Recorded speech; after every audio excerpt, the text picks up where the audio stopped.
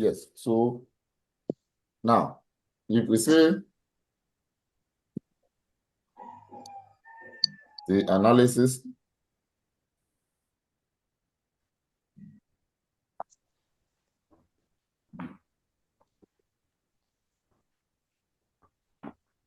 and evaluation of public sector financial statements.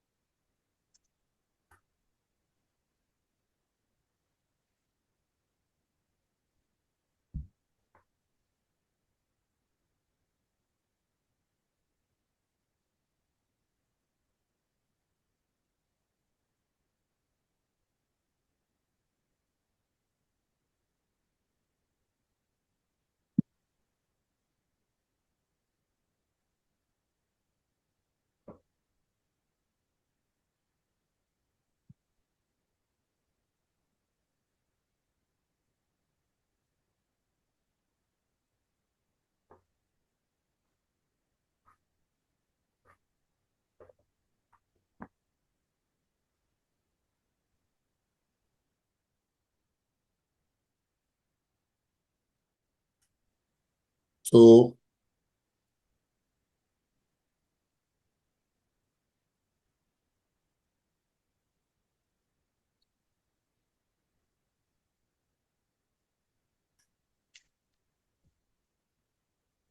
yeah, so in the public sector, when we say you are evaluating or analyzing financial statements, we use three main tools. We use three main tools for the analysis. Three main tools.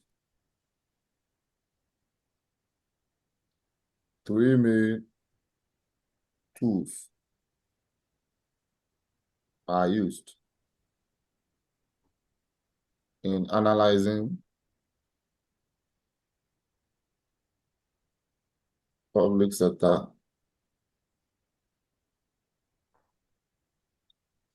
financial statements.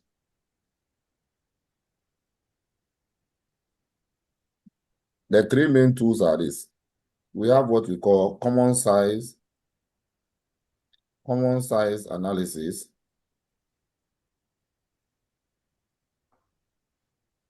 Then we have what we call ratio analysis. And then we have what we call budgetary analysis. Budgetary analysis. Do you get the point? We have the common size analysis, the ratio analysis, and then the budgetary analysis. But then, the type of institutions they can ask you to analyze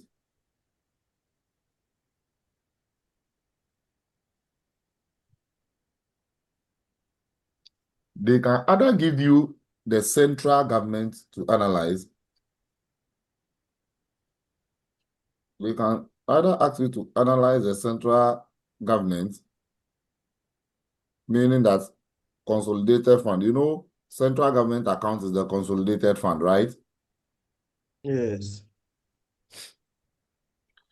Or they can give you a subvented entity. A subvented entity. Or at worst, they can give you a commercial entity, government business entity.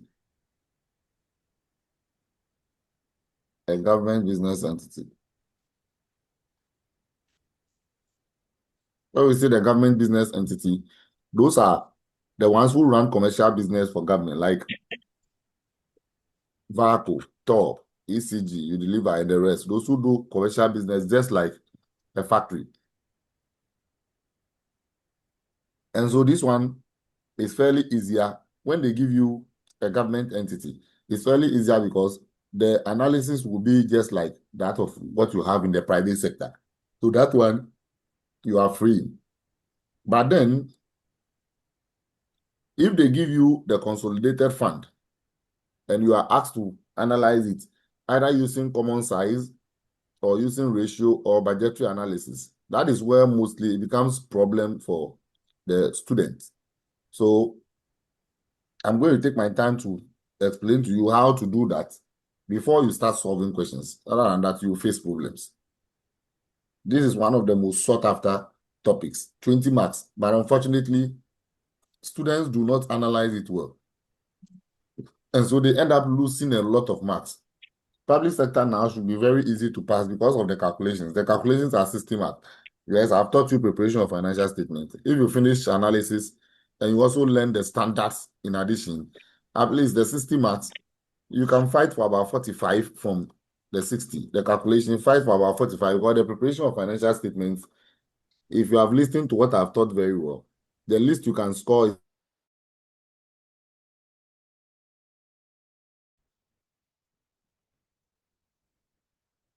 standards, and you can also get about 15 from interpretation. You've gotten not less than 45 marks. So the theory, you are just going to look for something small from the theory, and that will be easy to get done solving the whole, learning the whole theory, because the theories are many. So if you want to rely on the theories to pass public sector, then your chances of passing is very, very low, because the theories are many. So you rather have to master the calculations. Exactly. Yes. Okay. So let's look at the first one, the common size analysis.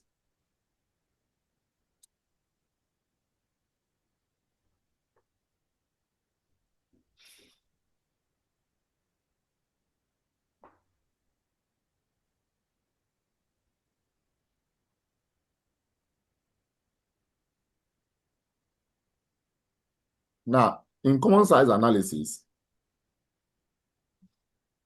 you are expressing all items on the financial statements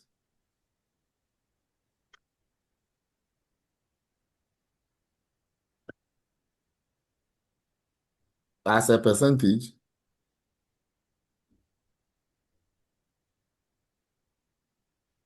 of a single item.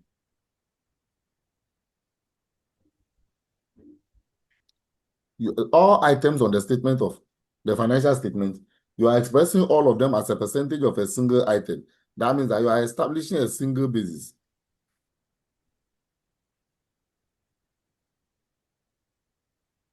You are establishing a single basis for determining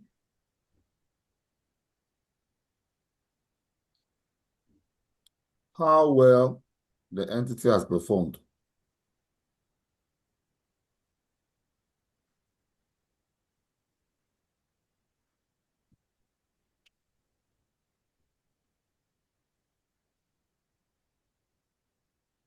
In generating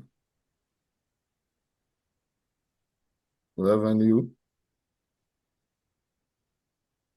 incurring expenses, and managing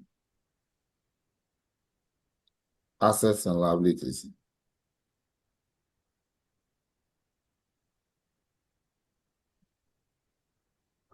You see, we are saying that we want to see how well you have performed in generating revenue, how you have been able to incur expenses, and how you have managed your assets and liabilities using a single basis. Using a single basis. Why are we using a single basis? You understand that I explained to you that before you compare two things to conclude whether this person has done well or that person has done well, then the two things you are comparing, they must have the same basis. Exactly. You cannot compare a student going to a basic school in a government school, Saito, and another a student going to a basic school in a well-established private school. Are you getting the point? Even if they are in the same class, you cannot compare them, because we know that facilities at the, what do you call it, the private school, the preparatory school,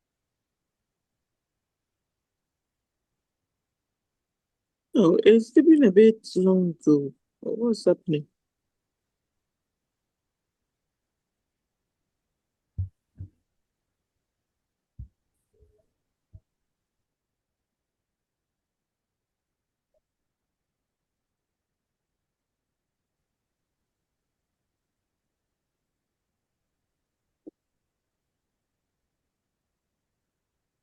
Hmm.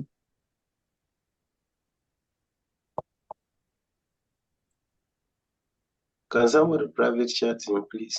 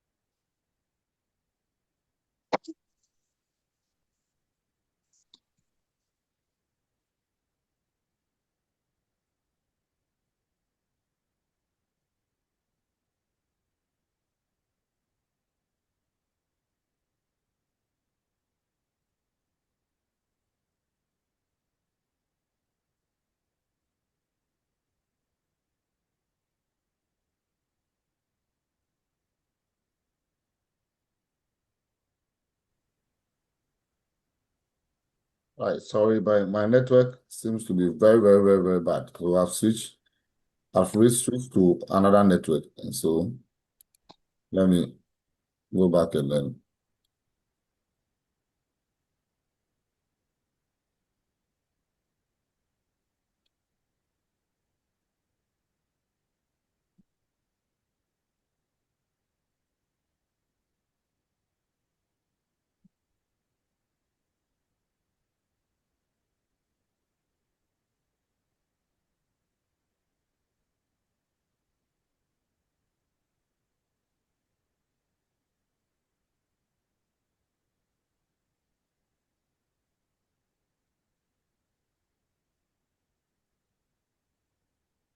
Okay, I think you can see the screen.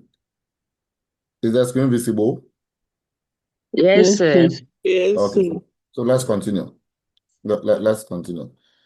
So assuming No more. Yeah, no more. assuming you have, let's say, direct taxes, let's say 20,000, and then you have indirect taxes. Indirect taxes, let's say 35,000. Then let's say you have non-tax revenue.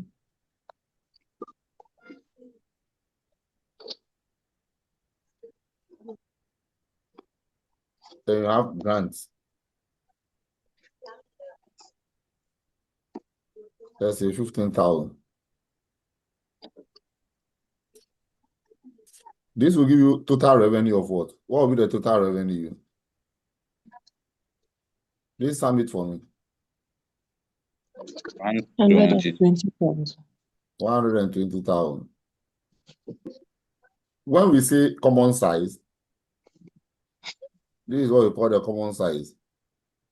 You express all of them as a percentage of the total revenue. So direct taxes, express it as a percentage of the total revenue. And let's see, 20 over 120 times 100. Give me that percentage.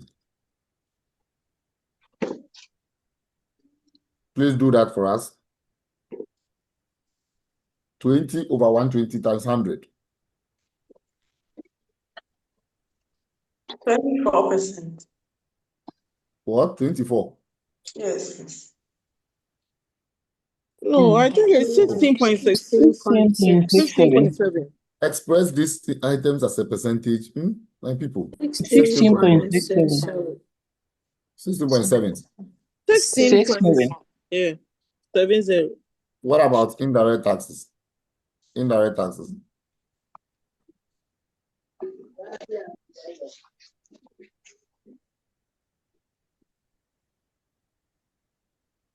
That will be 29.2.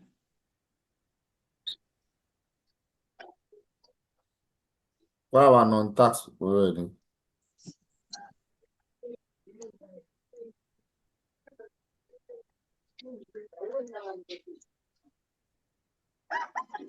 $41.7.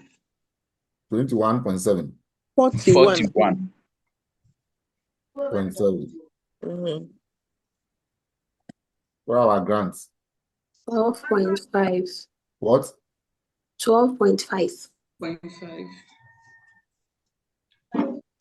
So that's what we mean by common size. You express all of them as a percentage of total revenue. Then the expenditure, the expenses too. All of them as a percentage of total revenue. So expenses to compensation of employees. Let me say 60,000. Goods and services. Let's say 20,000. Consumption of fixed capital.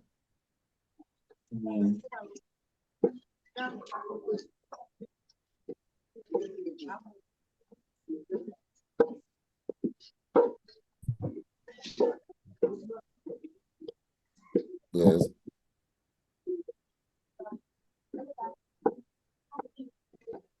Debt interest.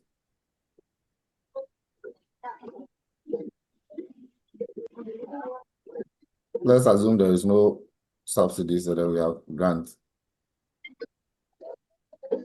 Okay, so sum all the expenses too for us. 180,000. That's what? 180,000. 180,000. So that one to 180,000. So express that one to each one as a percentage of total revenue, not total expenditure. Each one as a percentage of the total revenue, the 120,000. Yes. 50%. 50%, eh? Percent, yes. What about this?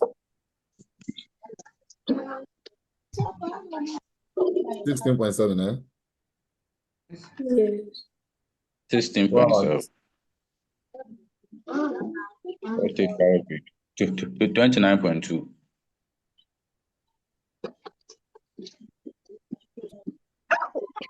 Yes. 33.3. Please let me hear your voices. When you speak, you are far. So let me 33.33. 20.8. So sum all these percentages. This one should be more than 100%. Most often, yes. Yes.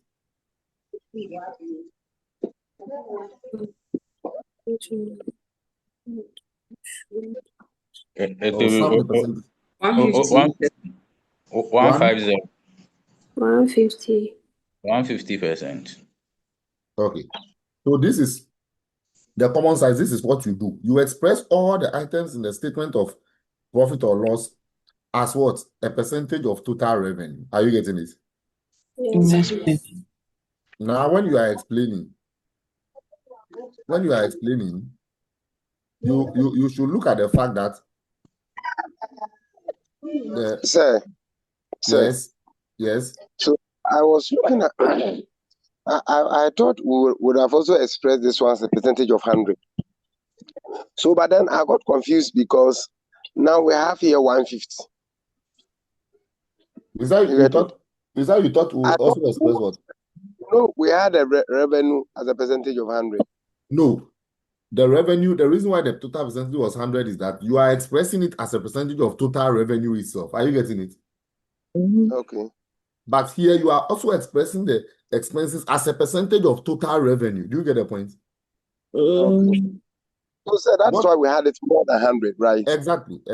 You see, what we are seeking to do is that we are seeking to explain that the revenue we generated, each component, what percentage of the total revenue does it constitute? Then we'll know whether we have performed or not. Then the expenditure too, how much of your expenditure was consumed by that particular item. I think you understand this from the analysis and discussion. So what this? When I come to analysis and discussion,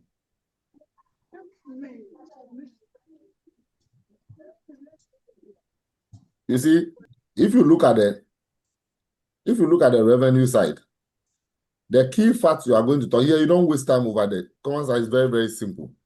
Now look at the direct tax. Direct tax constituted 16.7% of total revenue. Is that clear? Yeah. Meaning that the total revenue that was generated in that particular year, direct taxes contributed only about 16.7%. Do you get it? So if you have a country where in a particular year, all the total revenue you generated, direct taxes is contributing only 16.7%. You ask yourself that what are direct taxes? In the interpretation, you ask what are direct taxes? Direct taxes are taxes that have been levied on incomes of individuals and companies. Do you understand? Do you understand? Yes, sir. So if direct taxes are taxes that are levied on individuals and companies, that means that in the whole year, individual taxes and company taxes is contributing about 16.7% of the total revenue. Do you think this is a good thing? No. It's the West. Very bad. West. You see, because taxation is the major source of government revenue. Are you getting the point? Yes, sir.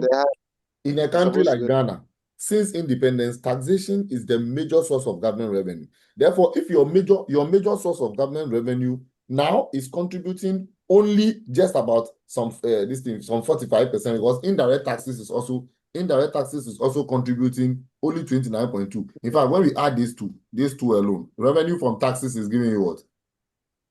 It's maybe around 45.9. 45.9%. So you see, when you are doing the interpretation, you are not just writing English, but you are linking it to the real situation on the ground. Is that clear? Yes, sir. Yes, sir. You are in Ghana, a major source of revenue for the government. Now the government is only able to generate 45.9%. It means that the government has not been efficient in collecting taxes at all. Are you getting the point? Yes. So what could be the possible reasons why government has not been able to collect enough taxes? What could be the possible reasons why government have not been able to collect enough taxes? So maybe tax evasion. Good. What it means is that yes. The people who are supposed to take the tax are not professionals. So you see, you are talking about inefficient tax collection methods. Some people are talking about what? That the taxpayers using strategies to evade the taxes. Some people too could say unemployment, or it could also be that not unemployment though, but the population, a chunk of the population are not within the working class. Are you getting the point? Yes. Those who are also there are in the informal sector. So, but if it are informal sector, they normally give indirect taxes more. Are you getting the point? Yeah. So, but you can also, a lot will also be. Exactly. Taxation of informal sector has been the challenge of government since independence. Are you getting it? In fact, quite recently, I presented a paper last year, 2024. I presented a paper to the Commissioner General seeking to get some contract from GRA, how to effectively tax the informal sector. I wrote a paper to them. I was waiting for them to just look at it. If they grant, we publish that paper and then we use it as a working material. I said the systems and strategies to be adopted for an effective taxation of the informal sector. The reason being that government is not able to generate enough revenue from taxes because of the informal sector. The informal sector is the largest sector. And then the strategies that GRA has put in place to collect taxes for these people, those strategies are not efficient. In fact, the informal sector are able to evade taxes. Somebody is selling somebody is roaming and selling something like bullfruit. You see the person here. You see the person here in Dansoman. The next moment, the next 10 minutes, the person has sat in a car and has boarded the car and has gone to Kaneshie. Now, such a person, how do you tax the person? He's selling bullfruit. He sells the bullfruit at the Dansoman market. You see the person roaming. Within the next 1 hour, you can't find the person there again. The person has sat in a trottoir and has moved to Circle, has moved to Kaneshie. These are the kind of things we are talking about. How do you tax such people? And so you see clearly that if a major source of government revenue, the government is able to generate only about 45.9% of revenue from it, it means that the government has not been efficient in tax collection. Then you tell some of the possible reasons that could have accounted for it. Are you getting the point?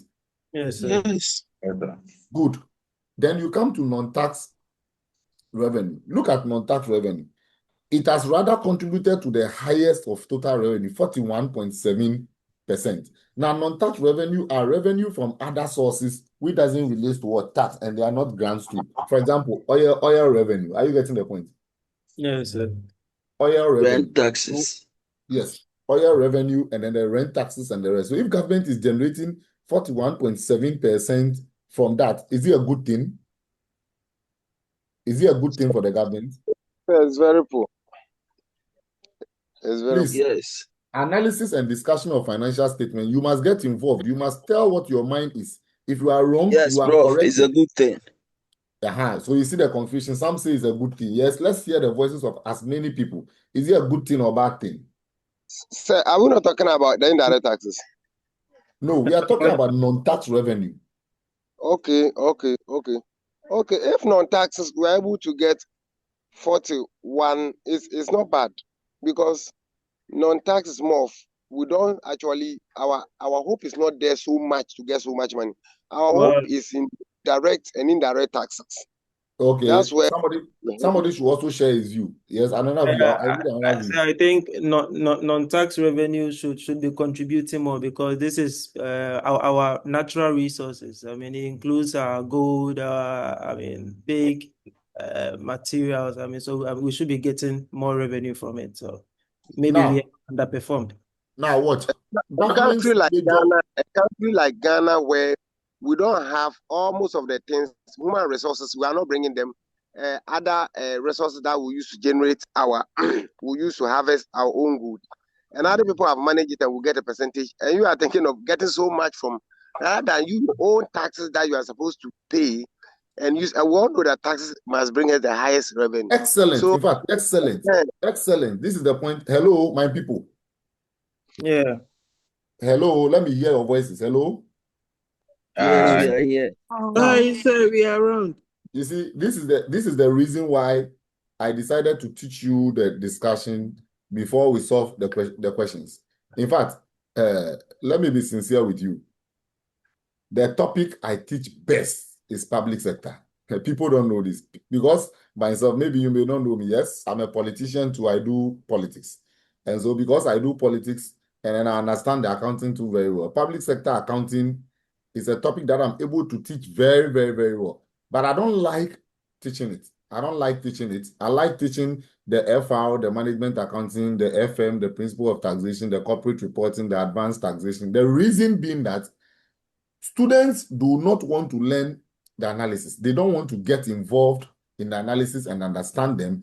They rather want to be quiet and then be looking at the board and then be taking their notes. But you see, analysis and interpretation is something you cannot do by notes. You know that?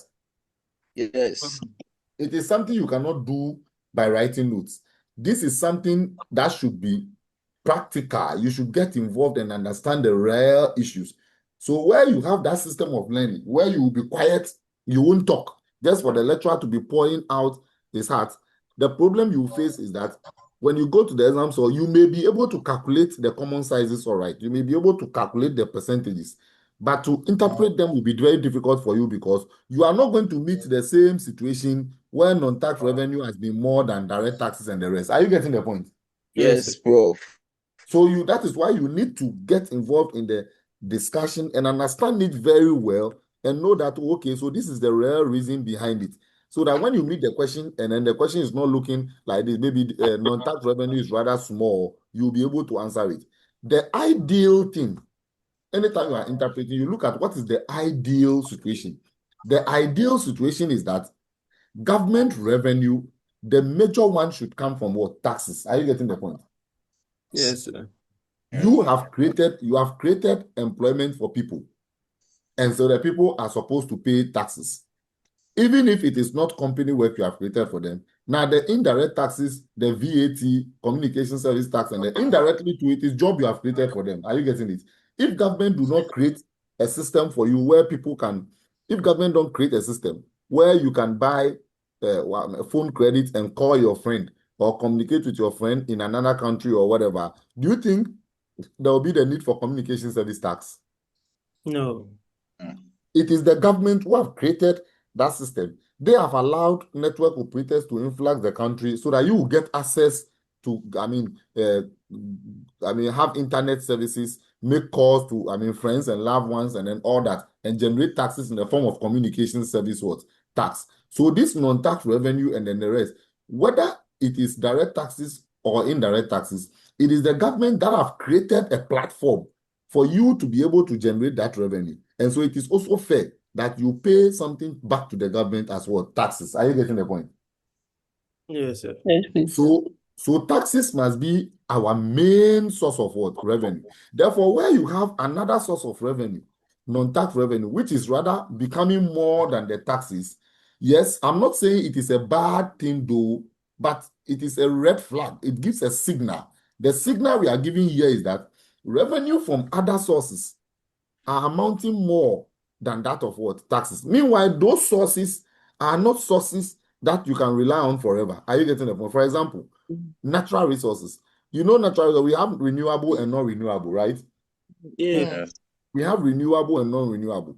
Now, you making the interpretation. How do you even know that the non-tax revenue here, some coming from oil and then the rest, how do you know whether even if they are coming from natural resources, they are renewable natural resources or non-renewable? At that point, the question will be silent on it. You don't know whether they are from renewable natural resources or non-renewable natural resources. Therefore, if you are making comments on that to suggest that this is good or this is bad, you may be making a mistake. Are you getting the point? Yes. So here, something like non-tax revenue, you don't talk so much about it. You only talk about what has happened. That if non-tax revenue is contributing to 41.7%, you explain that non-tax revenue has generated more to government than that of direct taxes and indirect taxes. So this raises a signal that government has not been efficient in generating its major source of revenue, which is what? Taxes. Even though getting more from non-tax revenue is good, the situation would have been better if we are generating more from taxes, because taxes is the one that government has control over. Are you getting the point? Yes. Are you getting the point? Yes. In fact, look, even the one that is non-renewable, even the one that is with non-renewable, let's say oil. Let's look at oil. Oil that even generates higher revenue. Do you have control over it? Are you the one who determines the oil prices? No. No. Do you get where the understanding is now coming from? Yeah. You don't determine the oil prices. Why will I worry myself and get oil in my country? Then a certain white man somewhere, he will put pen and paper together and decide how much crude oil should be sold. Is it fair? No. I have the thing in my country. Meanwhile, even those who determine the movers and shakers of the prices of crude oil and then the rest, some of them, they don't have the crude oil. Some. Are you getting the point? Yeah. You see, crude oil is an international commodity. And you know, international business is normally denominated in what? The dollar, right? Yes. Have you asked yourself why the dollar is the currency for international trade? Why do you think dollar is the currency for international trade? Tell me, what makes you think so? Why do you think they chose the dollar? Any idea? Any idea? Hello? Hi. Why do you think the dollar is the currency for most international trade? Why do you think dollar is the currency? Why did they choose dollar? Sir, Yes. the US, they are the superpowers. And virtually they have the money to trade in the oil business. And so they will have to control. If I have the money and I'm coming to the village, you come and buy your item. I have the equipment and whatever to do business with you. I am holding the money, so I have the power to control the prices because I have the money with me. That is not the main reason. This has to do with yes. I think because of the trust in the trust in the U.S. economy, that it is the largest and then the most reliable. Okay, that is not the actual reason. So you see why I ask you people to get involved and talk so that you understand. You see, these things that you are saying, the whole thing is looking like a movie. You are just assuming that because the US is powerful, they have gone to arrest Venezuela president recently. So is that the reason why everybody must sell and buy in their dollar? Because yes. So I think USD is the highest commonly used dominated currency. Yes. So yes, how did it become? What I want to know, how did it become the dominated currency to the extent that international trade must be made on it? It is not because that's the dominated. The question is that previously at the start of international trade, even when we were doing the barter system, before we left the barter system to a common currency and then all that, we have moved from various currencies to the dollar. So those currencies we moved. Are you saying that at the time it is due to their currency that is denominated? No. At the time we even have a currency we call special dwelling rights. Do you know what special dwelling rights is? No. Okay. So that, yes, by the way, you are not doing economics. So what I will tell you is that international trade, we have international monetary organizations like the World Bank and then the IMF. Are you getting the point? The World Bank and then the IMF. Now, at the time, when they wanted to have a common currency for international trade, the World Bank, the IMF, and various international financial institutions met and decided that now, if countries should trade, I'm selling something to you, you are also selling something to me, then we need to have a common currency that we can use to do what? Do the trading. And then the rate of the currencies were determined at the time. The rate of the currencies were determined according to who has the more of that commodity to offer. So at the time, gold. At the time, international trade was done according to gold. Gold prices, it is the gold prices that regulates international trade. Because at the time, people demanded gold more. So if you are a country and you have a lot of gold to sell, those who are the movers and shakers who are interested in the gold, they sit down at IMF and the World Bank, they have meetings and decide that, okay, you have the gold, you have to sell. But then you are selling to a certain country and you need more from that country. So even though you have gold, you are giving me gold alone. But I'm giving you this, I'm giving you that, I'm also giving you that. So we have to count based on points. Are you getting the point? Yeah. Are you getting the point? If you can give me gold, you are giving me only gold. And I can give you sandals. I can give you shirts. I can give you medicine. I can give you books. Are you saying that I'm not contributing more to your development than you are contributing to mine? Okay. So they count it according to points. So they generate points that, okay, if you are able to sell 2 different commodities, we'll give you 1 point. If you're able to sell 5 different commodities, we'll give you 2 points. We'll give you 3 points. So it was the points that determined whose currency will go up and whose currency will come down. You get the point? So at a point in time, the misunderstanding started coming. People started taking advantage of it because the US, even at a time, Germany at the time would decide that, okay, a particular resource that they have to sell, they will hoard it. They will rather hoard it, and then when they hoard it, and then everybody all over the world needs that resource so badly, when it is now scarce, now other things will not matter anymore. Imagine you don't have water. Imagine you don't have water, a basic commodity like water. You don't have water to drink. Is that the time you are going to waste money looking for quality shirts and then quality gold watches and the rest to wear? No. Yes, you will now be thinking about survival first. Then they start selling it. They start selling it to countries and then making money. So IMF and the World Bank came in and they determined common basis that currency should trade at. And then I think when they moved from the special dwelling rights, they went to a lot of currencies and finally they settled on the dollar. And since they settled on the dollar has proven to be more robust because, yes, I mean, the US stock exchange, the US, their central bank, and then the rest, you know how US does their things because of the trust and confidence. They believe so much in their country they will not intentionally do things to collapse their financial system. Are you getting the point? Yes. And so because they have that kind of feature, that kind of international financial security, they have been able to sustain it since the thing moved from special drawing rights and other currencies to the dollar. They've sustained it up to now.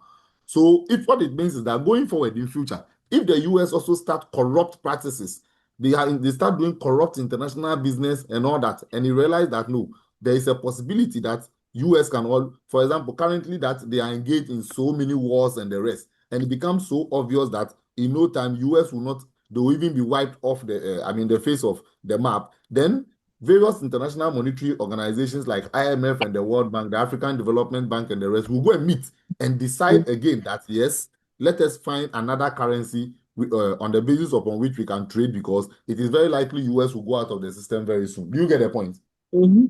Yes.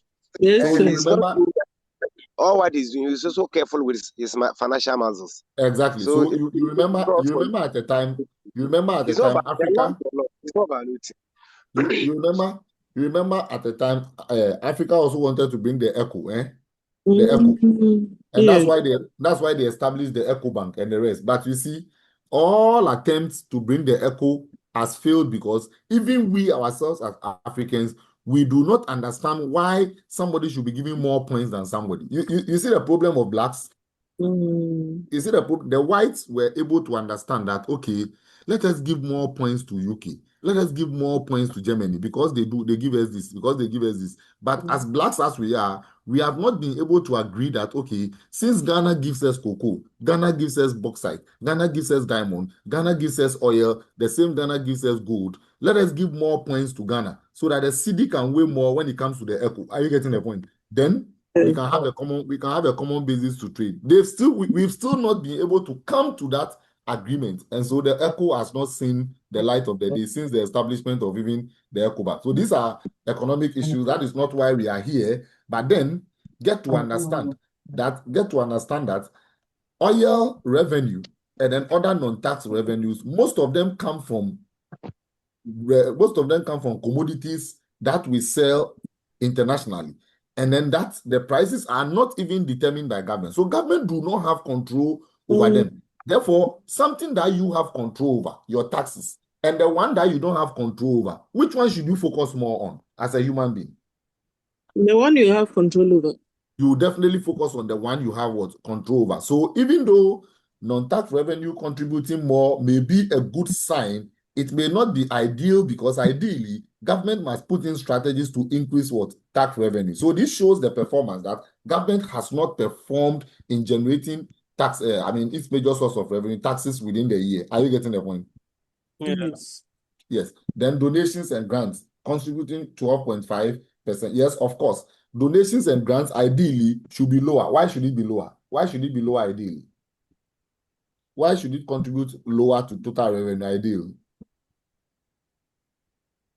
Yes. Why do you think donations grants must be lower? Why do you think so? That one, somebody will have to eat, and what? Maybe his surplus or something that you are coming to beg. So you cannot depend. You are not paying for it. Exactly. Excellent. Excellent. Mostly the grants is aid. Somebody is supporting you. You see, you are not in good financial condition and somebody is supporting you. Therefore, if more of your revenue is coming from grants, then where is your sovereignty? Are you getting the point? Are you getting the point? Yes. Where is your sovereignty? And so when people argue that, why is it that US, they'll get involved in every country's issue? Every issue, then they go and get involved. Every issue, then they go and get involved. When you live with a certain rich man as your next door neighbor, and you have decided not to work hard and empower yourself, and every day the rich man will have to, in fact, when he leaves his house and he's going to work, he has to give you lift. When he closes from work, he has to go and park somewhere for you to come, for him to give you lift again to your house. Your children's school fees, he has to support you. Don't you know that at a point in time, he'll be controlling you? Yes. Right. Don't you know that at a point in time, he'll be controlling you? And so when people make noise that why do US get into everything and the rest, they give the biggest grants all over the world. If you look at the number of countries who depend on US grants all over the world, US. So it has become evidently clear that if US decides to withdraw their aids from all countries, trust me, some countries may collapse. And if those countries collapse too, it will affect the international world market because those countries ideally may also be countries which may be rich in natural resources. They may not even be able to tap that natural resources, let alone export it for you to have some and also use to do other things and sell. Are you getting the point? Yes, sir. So it is not just by anything that they give us is look, not at the time when Ghana even got oil revenue, we do not have the expertise to tap our oil revenue.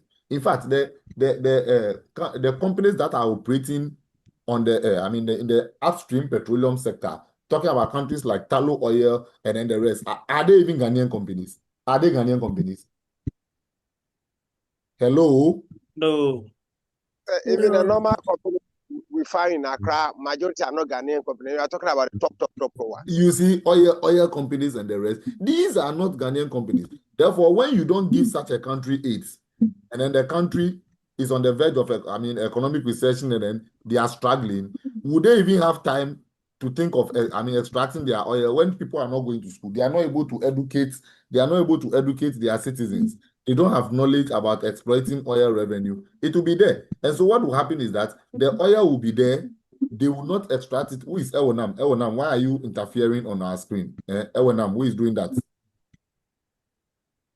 So they may not even give you the chance to even extract the natural resources, and they will be there and they will become useless. Are you getting the point? Yes, sir. So where you have a poor man who you also depend on for one or two things, will you watch that poor man die? You also have to support the poor man a little so that he will continue to be on his feet and support you. Are you getting the point?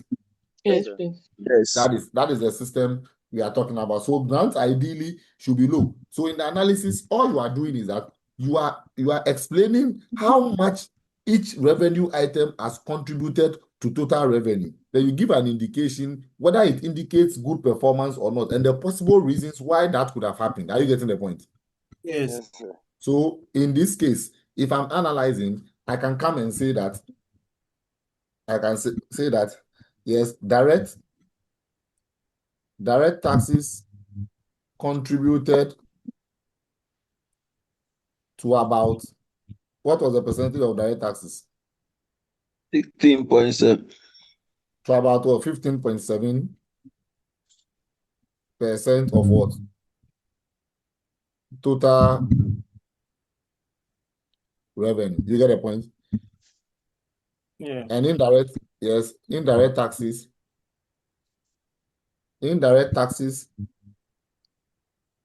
also constitutes what? What percentage? 29. Indirect taxes, we had what percentage? 29.2. 29.2. Okay. 29.2. So this is 16.7 and then 29.2%. This implies that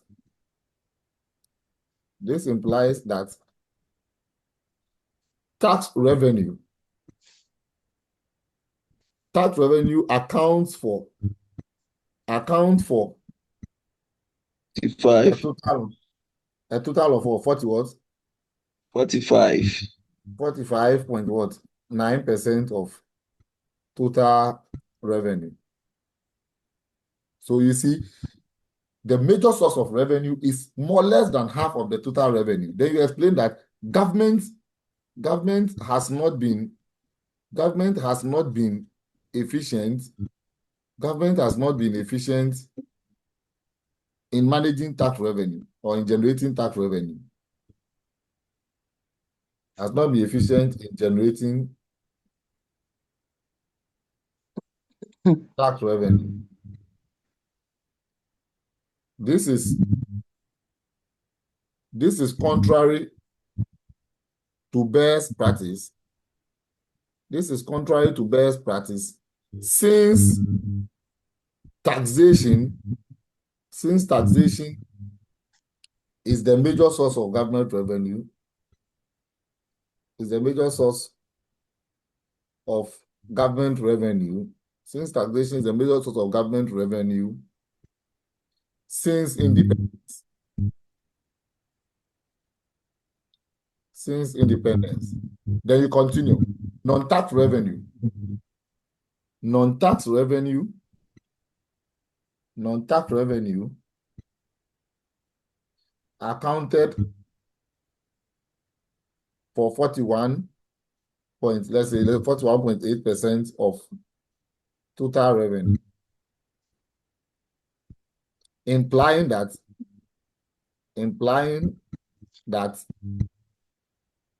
government's focus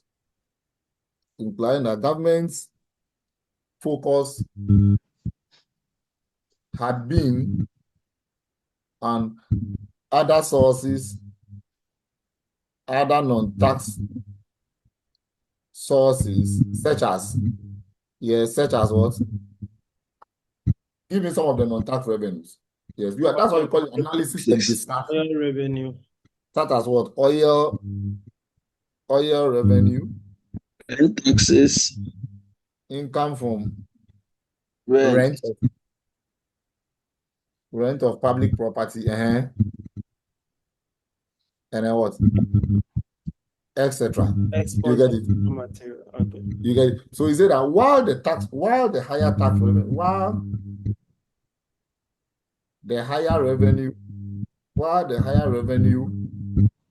from these sources,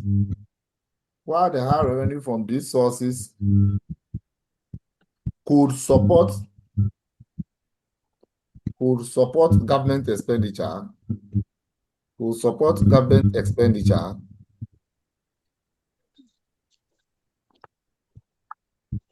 it is more prudent.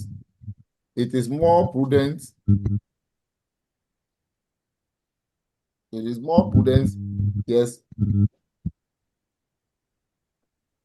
to implement, it is more prudent to implement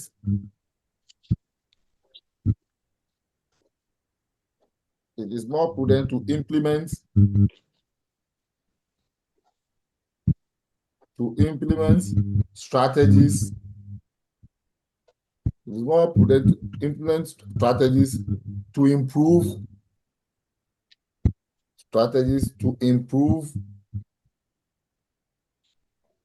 tax revenue. Since governments mostly do not have control.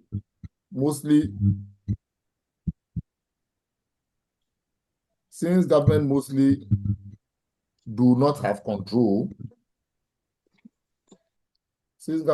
do not have control over the amount of revenue it expects from non-tax sources.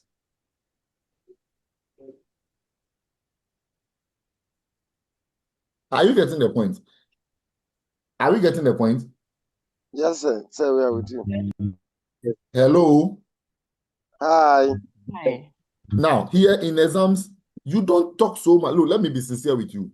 Anytime an examiner is marking your paper and he finds you, one student, talking so much over something, it simply means that you don't have the idea. So you are forcing the examiner to believe what you are saying. When people don't have the idea, that is when they talk to, you'll be talking plenty just to convince you that they are writing something reasonable. Meanwhile, everything they are writing does not make sense. Are you getting the point? Yes. You go very brief. And do you know what you've written here?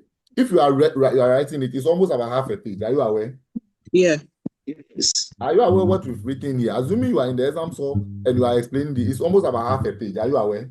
Yeah. Yes. So imagine if you've calculated your common size 1 page and you've also done the analysis. You've done the analysis in 1 full page and you are done. Out of the 20 marks or even some 15 marks, you think you will not be able to reap about some 13 or 12 to make your case. Imagine you are reading, somebody says, direct taxes contributed to about 16.7% of total revenue. and indirect taxes also contributed 29.2%. This implies that total tax revenue accounted for about a total of 45.9% of total revenue. Government has not been efficient in generating tax revenue. This is contrary to best practice since taxation is the major source of government revenue since independence. Non-tax revenue accounted for 41.8% of total revenue, implying that you don't say it is bad. Though. You don't have to say it is bad. Look at where I came from. I said implying that government's focus had been on other non-tax sources such as higher revenue, income from rent of public property, etc. While the higher revenue from these sources could support government expenditure, you are saying that even though we have gotten higher revenue from there, yes, which is good in a way, it can support our expenditure.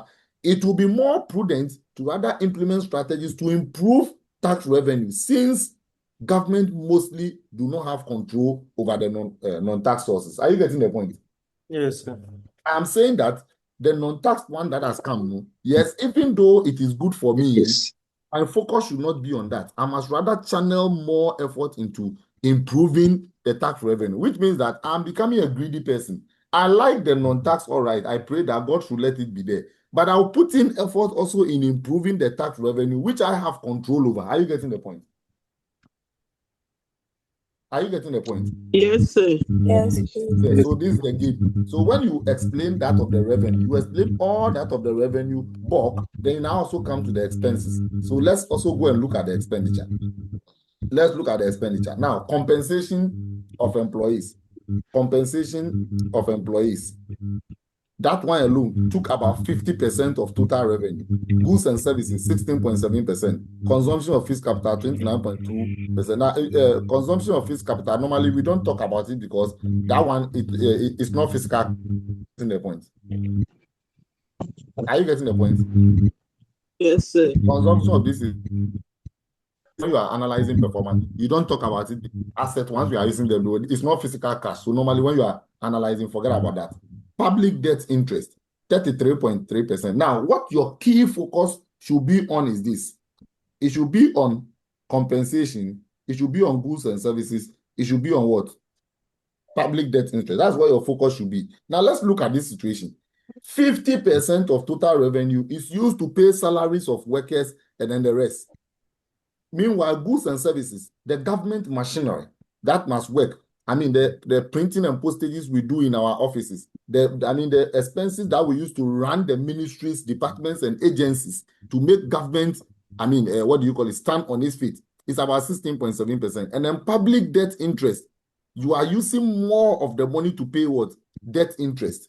Now, in this situation, is it good for us or it is bad for us? And how do we interpret it? Yes? Sir, it means that majority of our people are on the payroll. If you look at the 50%, so government is paying so much salaries and compensation to them. Yeah. It means that the people who are supposed to be at the private sector and generate money for government to get there, so that you will not pay them, but you get money from them. Jobs are not there plenty for the people. Then, if you look at the public debt, it means that he's also borrowing money to come and service the 50% people. Yes. Then the goods and services. Okay, fine. Like you said, government machines are also very important for us. Okay, so I've heard you. Yes, another person. Now, since this is discussion and analysis, I'm gladly going to go into the participants and mention names for them to talk to me. So if they don't talk to me, the whole world will know that they are not contributing. Yes, I'll mention names. So if you like, you can edit your names to iPhone 1, iPhone 2, iPhone 3 next time so that I will not call you. Ifwa, who is Ifwa? Is Ifwa here? Ifwa? Yeah. You are responding. Yes, Ifwa, tell us something. Tell her, Felicia Morrison. Is Felicia Morrison here? Please, those who have muted themselves, unmute. Let me make the roll call. Alasan Shaibu, Amenyon Foster, Annette, Bukwe Joseph, Dela Dicta. Yes, Uncle Emmanuel Asari, Ewenam, Helena, Georgette Ofori, and the rest. Please, all of you unmute yourself. Amenyon Foster, Annette, Dela Dicta, Ifwa, Ewenam, Helena, Ina, all of you unmute yourself. Licity, PK, Sam, Seraphine, all of you unmute yourselves. Yes, I want to hear something. Tell me something, please. This is what you are. This is the reason why I tell you I don't like teaching public sector, because the students will make the work very, very, very, very difficult for you. This is what you are going to do in the exam hall. It is straightforward. In the exam hall, if you are fortunate and they give you, you should do common science. Straightforward, very simple like this. This is what you are going to do. Therefore, where you decide not to talk, you are doing a great harm to yourself. It means you must do chew and pour, which will be more difficult for you. So if I were you, I'll take advantage of this. You can use two meetings to learn the whole interpretation and then try your hands on questions and know that your interpretation is secure. So at least your 20 marks, you know that some 15 marks over there is secure. Is it not wise enough to get involved? Get involved in the discussion.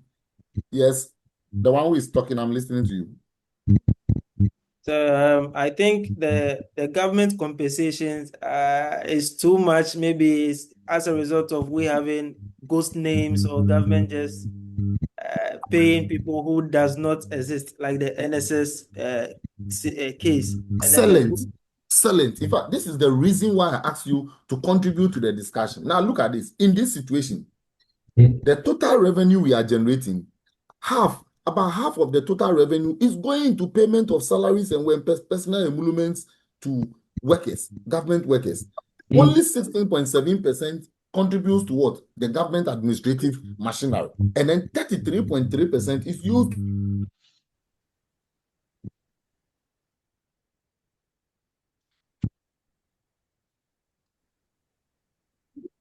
about 50% is being used to pay what?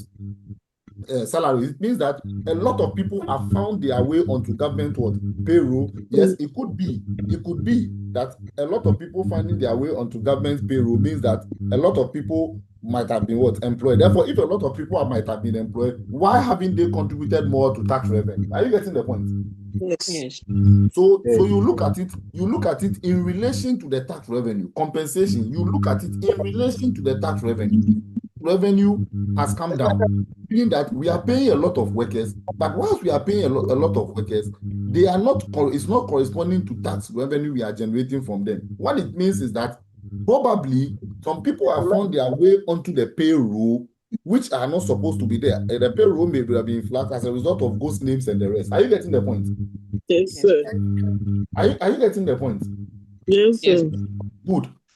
Apart from that, so you look at direct tax. You look at the direct tax, not just taxes. So you look at the direct tax. Because if compensation, about 50% of our revenue is being used to pay workers. Meanwhile, direct taxes is going down very slow. It means that a lot of people are on government payroll, but they are not translating into what? Direct taxes. What it means is that people might have found their way onto the payroll through other sources, probably as a result of some fraudulent schemes or ghost names and then all that. You get, these are real life. Look, the examiner wants to see real life analysis. What is happening in real life? Are you getting the point?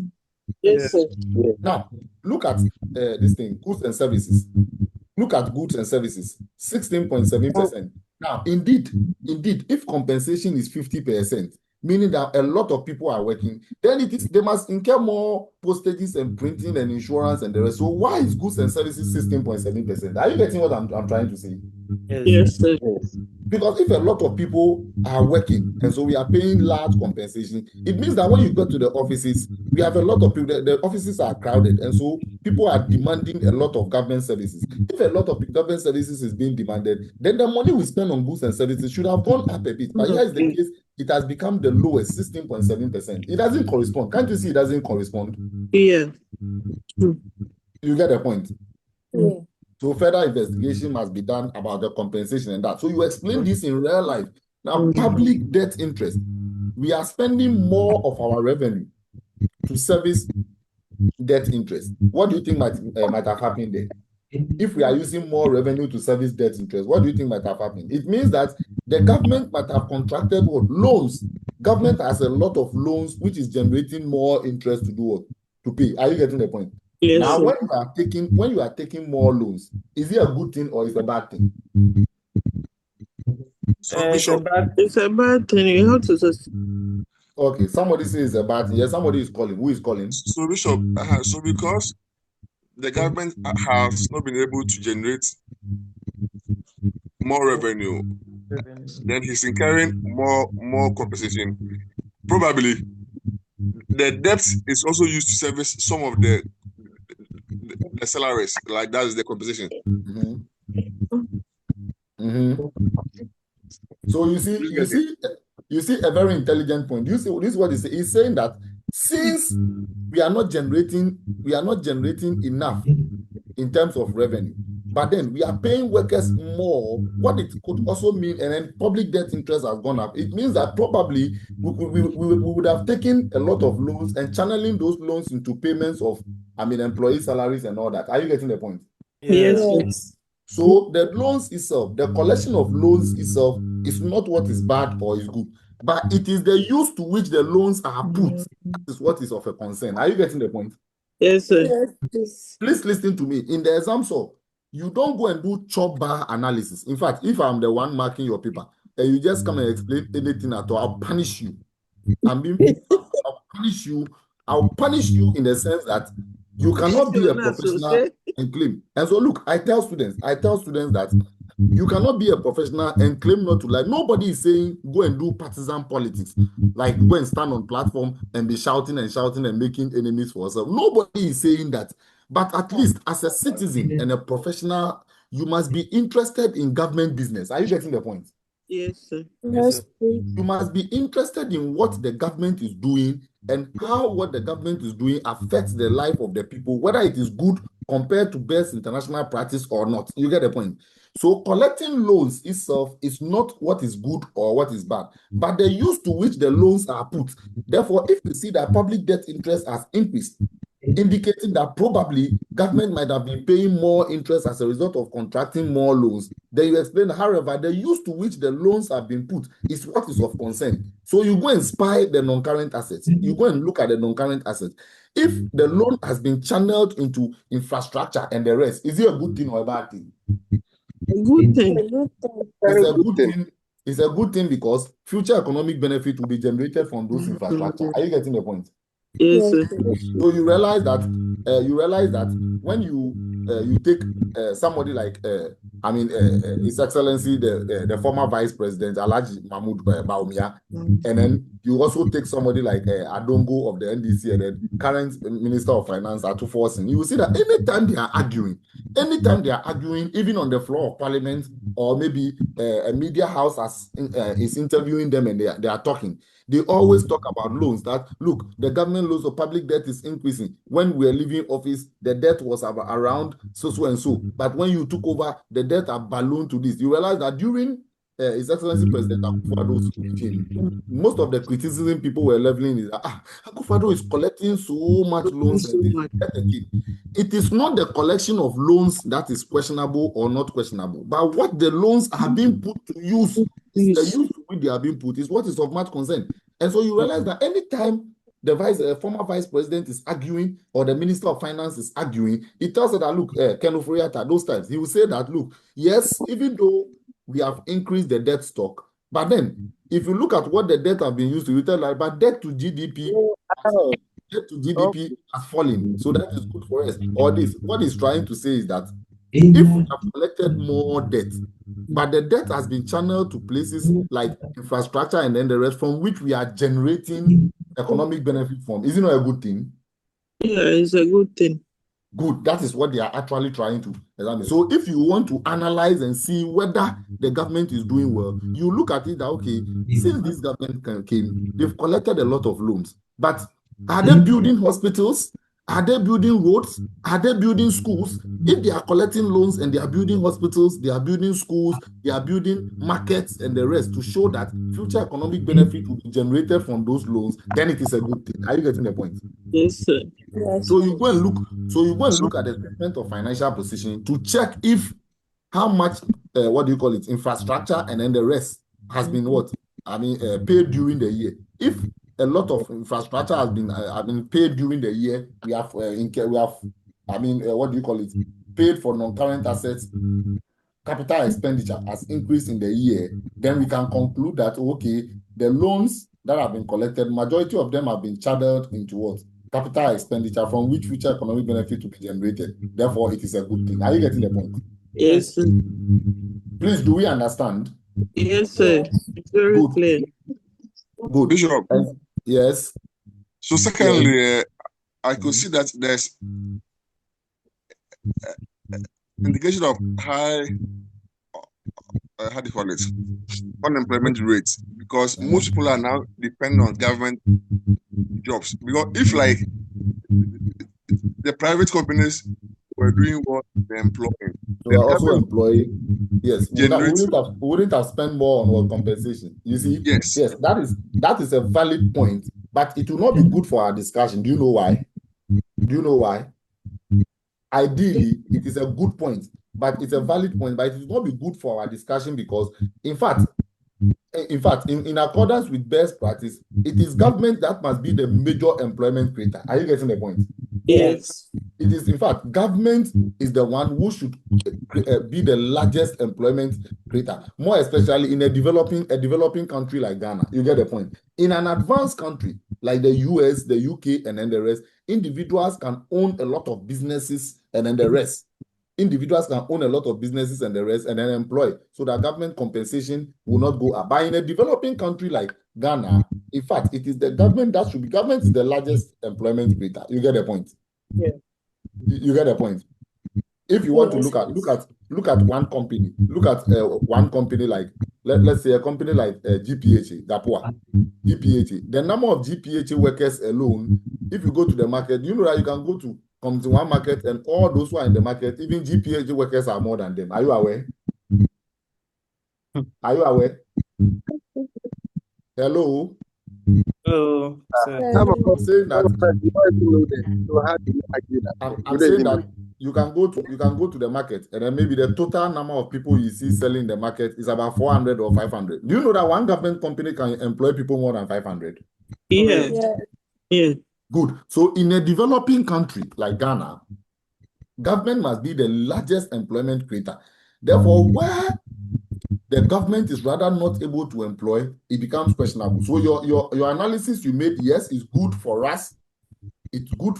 It's a valid point, but it may not be ideal for our discussion. The reason being that in a developing country like Ghana, when you are doing the analysis, you'll be focusing on Ghana. Are you getting the point? Yes, sir. Hello? Hi, so we are with you. Yes, when you are doing the analysis, you should be focusing on Ghana. Are you getting the point? Yes, please. Good. So that's so Bishop. Yes. So let me ask this: the revenue, the direct taxes. Does it mean that we should only focus on the revenue that the government is generating from his own employees as a direct tax? No, not that.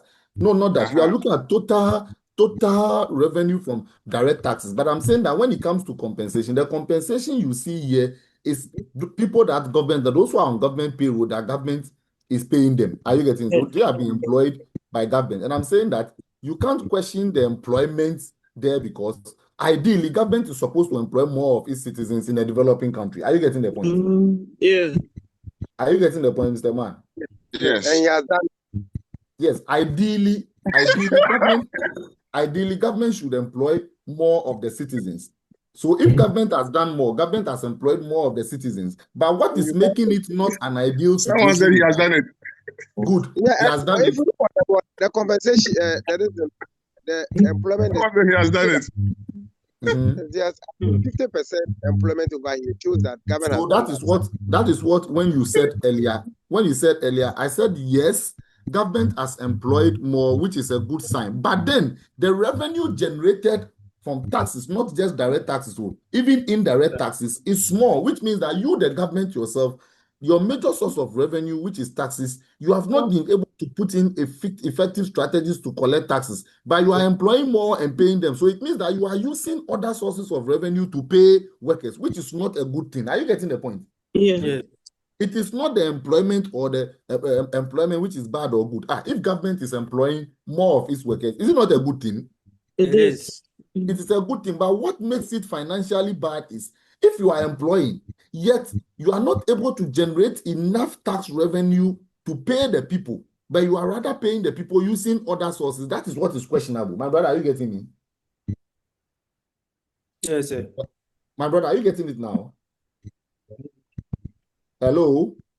Yes, Yeah, sir. Bishop, we are here. So please, when you are explaining, your explanation is not centered on the item, as in compensation alone. But we are saying that yes, if compensation of employees has been 50%, which implies that probably a lot of people might have been employed by what? Government. Yes, you are looking at that. It is suggesting to you that is a good sign. But then again, like I said, do it in relation with the revenue. So go and check the revenue. That if we look at the revenue, the tax revenue, which should be the major source of revenue, is not so much, which means that government is employing, yes, which suggests to be a good thing. However, it is relying on other sources of revenue to pay employee compensation. That is what is questionable. Are you getting the point?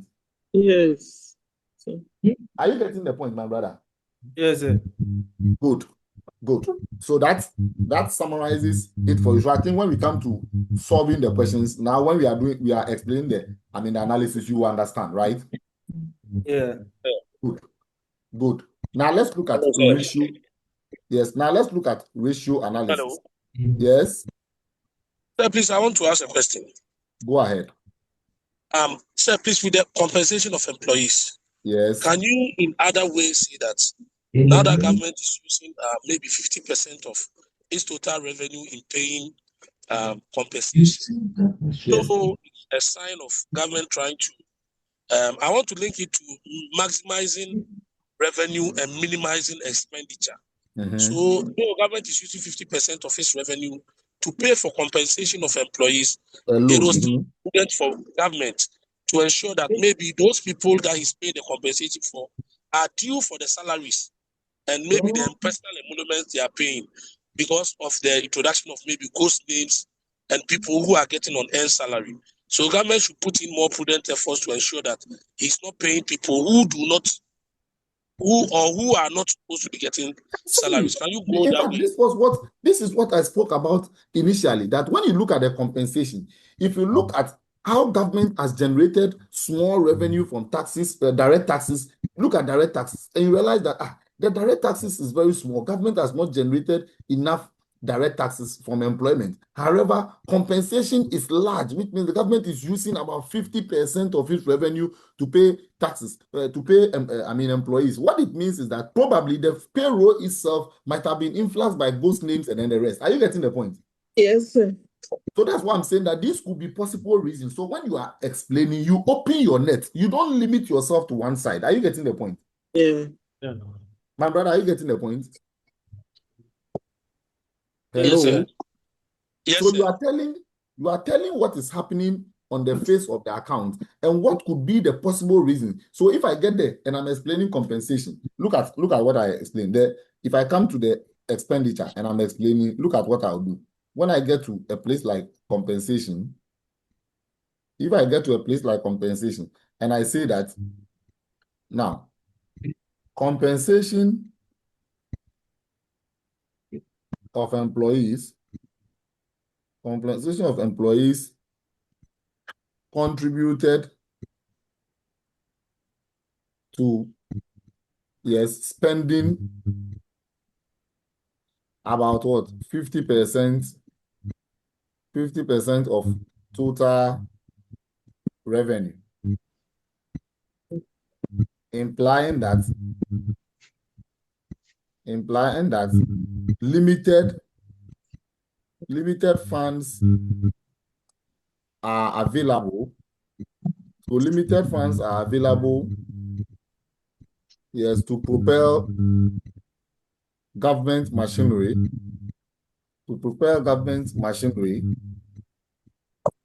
That is why I put into bracket only about what 16% for goods and services. Are you getting the point? For goods and services. So first of all, I've said that, you see, compensation alone, we are using about 50% of total revenue to pay compensation. That means that we are left with only small 50% to take care of all the other expenditures, or expenditure items. Are you getting the point? Are you getting the point? I've explained that first. Then I said that the huge compensation, in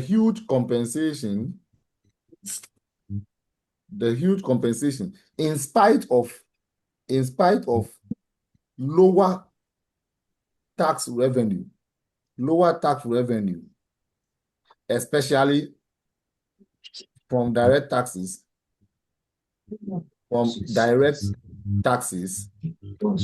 implies that government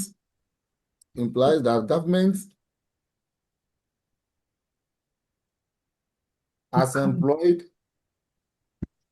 more of its citizens. However, that has not translated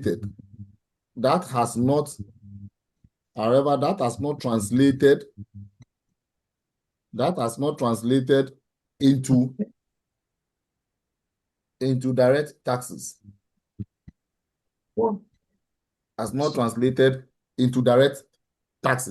The possible reasons could be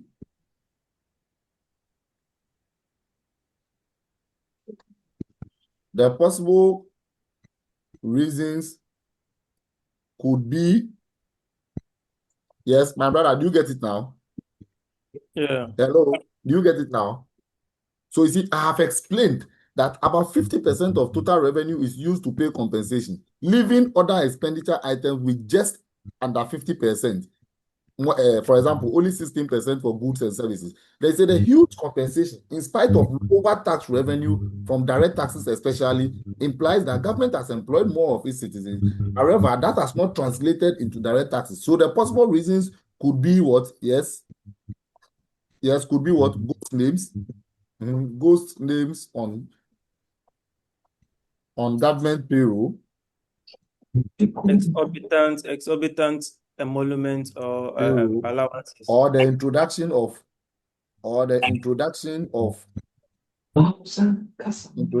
what? Incentives scheme for what?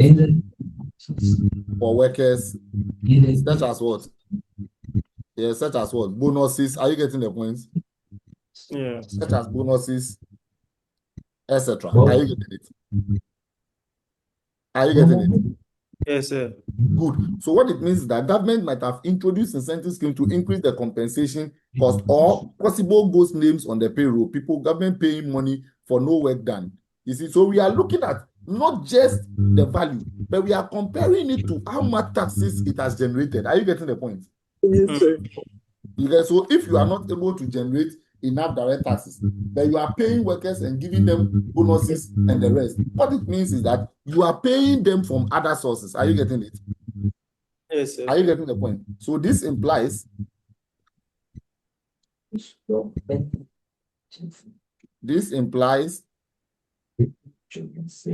that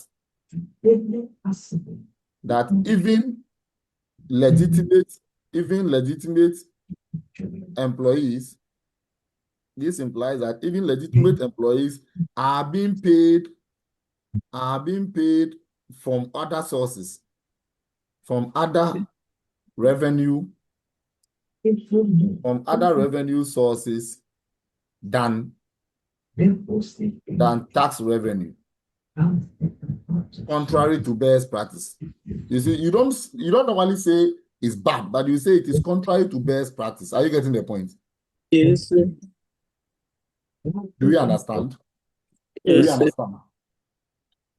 Please, are we okay? Hello? Hello, sir. Can move on?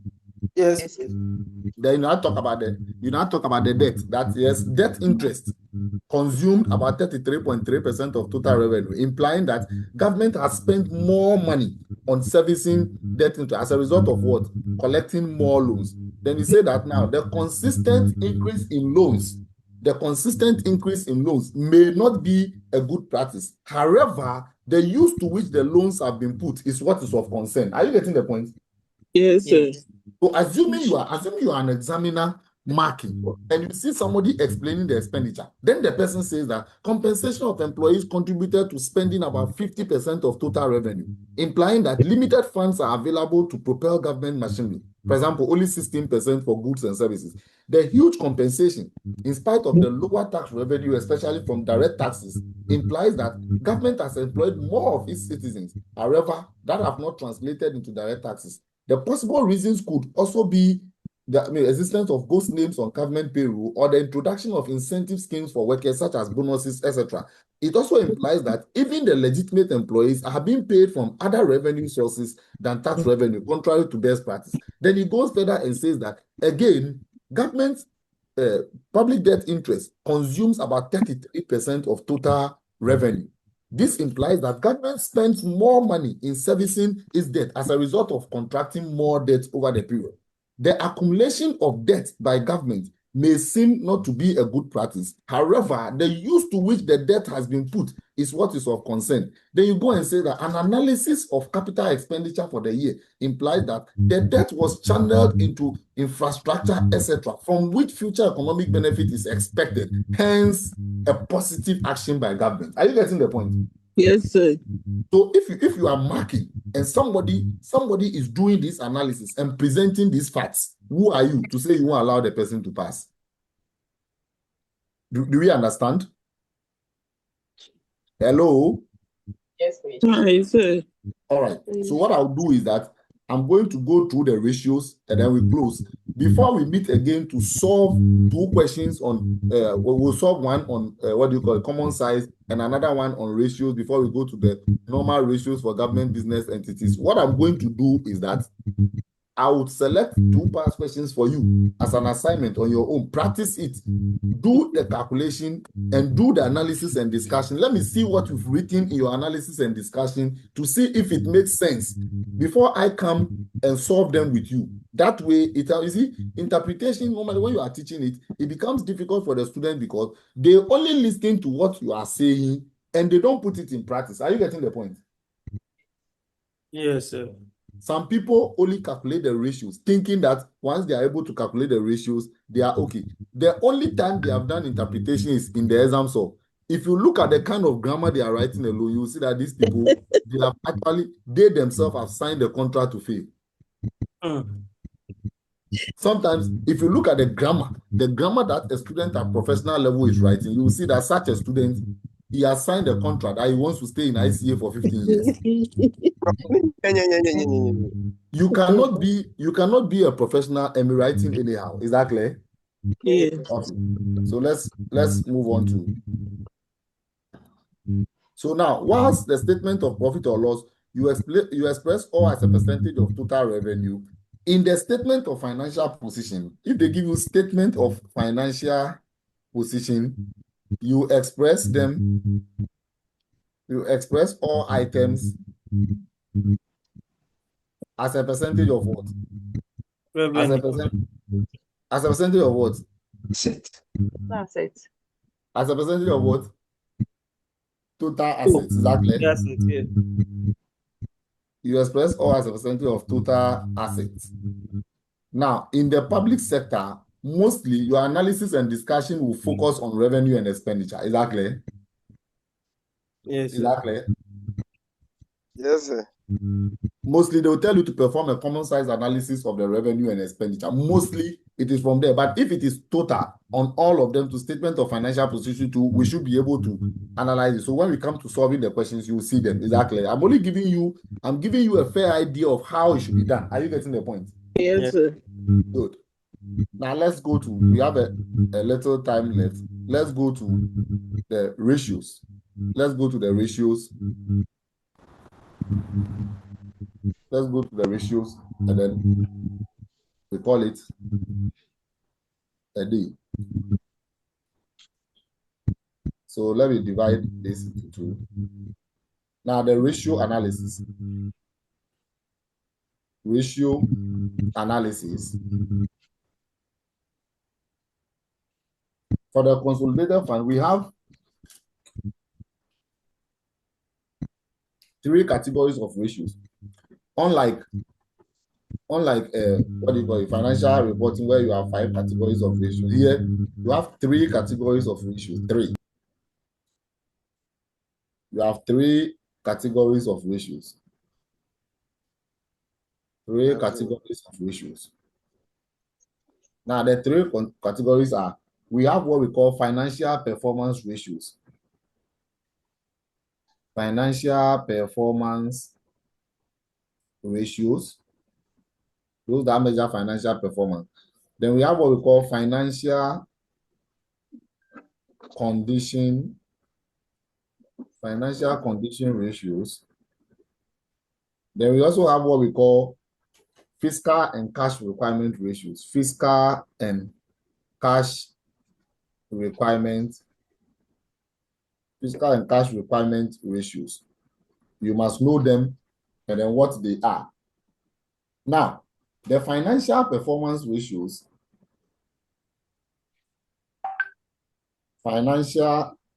this network thing.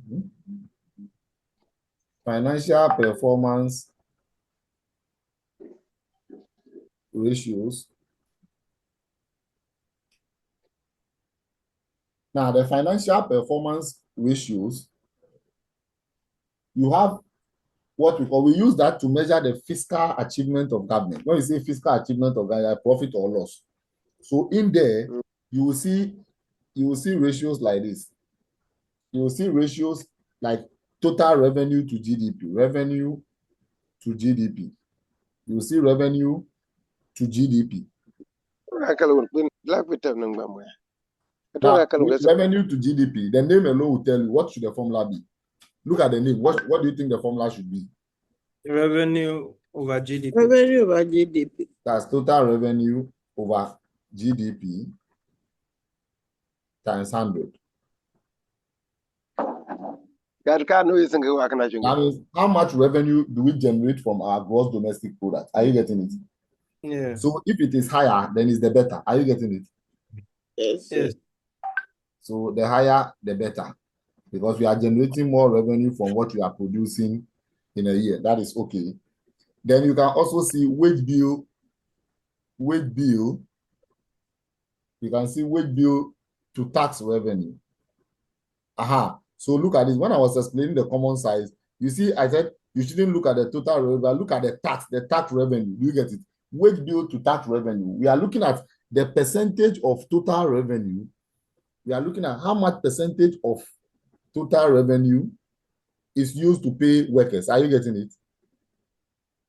Yeah. Percentage of total revenue going into personnel emoluments. Going into personnel emoluments. That's the tax revenue. We are talking about percentage of total tax revenue going towards personnel emoluments. So now here, if more revenue is going into emoluments,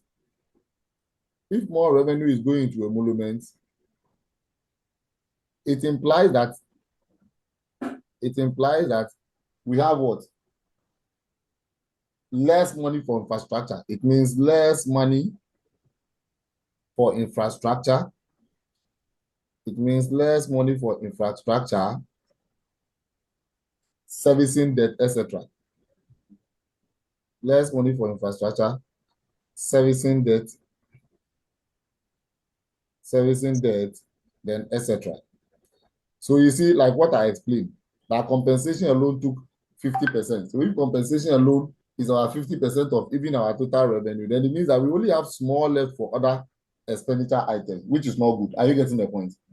Yes, sir. So wage bill to total revenue, the wage bill is what you call the compensation. Is that clear? Yeah. So compensation, here we are talking about the tax revenue. So over tax revenue, only taxes. Tax revenue times what? 100. You get the point? Yes, sir. Good. Then you can also have what we call interest. So this is number 2. This is number 1. Number 2. You can also have what we call interest interest to tax revenue, interest to tax revenue, interest to tax revenue. Yes, what does all the interest to tax revenue? So it means that that is also what? Interest, the public debt interest out of what? Tax revenue, also times what? 100. And I'm saying that if this is high, it means that the government is spending more on paying what? Taxes. Are you on paying interest? Are you getting it? Which means that the government that have contracted what? A lot of loans. But like I said, contracting a lot of loans by itself doesn't show your true position. But what the loans are being put to, the use to which they are being put for. Is that right? Is that right? Yes. So always look at the use to which the loans have been put.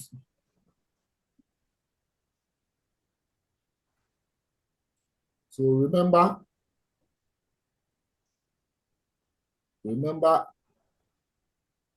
to look at the use to which loans have been put.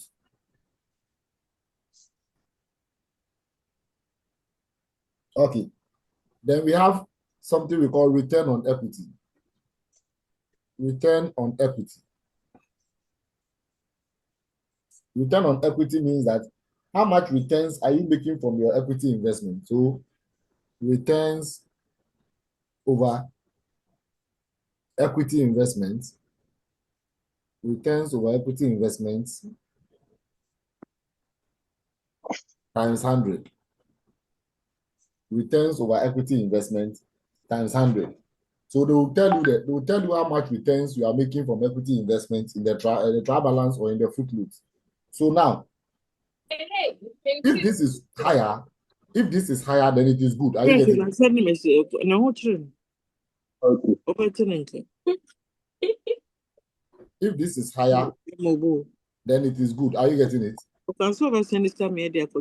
Hello? Yes, please. I'm saying that if this ratio is higher, then it is better for us because it means we are generating more returns from our equity investment. However, if it is low, it doesn't mean it is bad for us. It means that government may not have been appraising its investment. Are you getting it?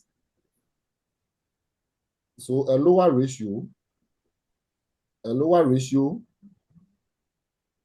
may imply that government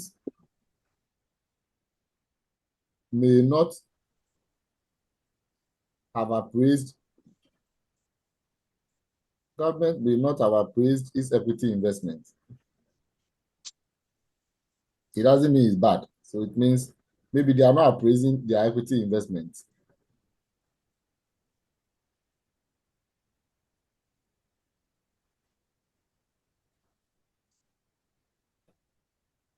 Are you getting it? Yeah. Then we have what we call tax revenue per capita. Tax revenue per capita. Tax revenue per capita. In public sector, when you hear the word per capita, it means per citizen. It means per citizen. We are looking at how much tax revenue has been generated by each citizen. Are you getting the point? So that would be total tax revenue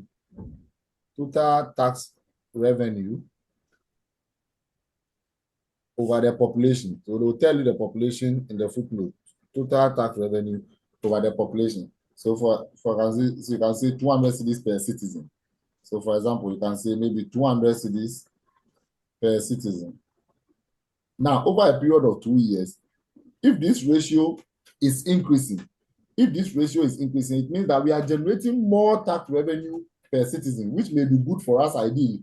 Now, if this ratio is falling, it means that we are generating less tax revenue per citizen. What it means is that we have a higher population, but low tax revenue. It could mean that either the government is not being efficient in tax collection, or the population has increased, but a chunk of the population is not within the working class. Is that clear? Yeah. Please, are you listening carefully to me? So we are not far from you. I have seen that for about 2-3 days, they have been examining government business entities where you calculate pure ratios like current ratio, quick ratio, and the rest. My spirit is telling me that if ICA decides to punish you for the first time, they may go into interpreting consolidated fund estimate using ratios or performing common size analysis there. That is why I don't want you to take any chance. Learn all of them. And they are easy to understand. When you learn them and you understand, when you sit down, you know what you are doing. Is that clear? Yes, sir.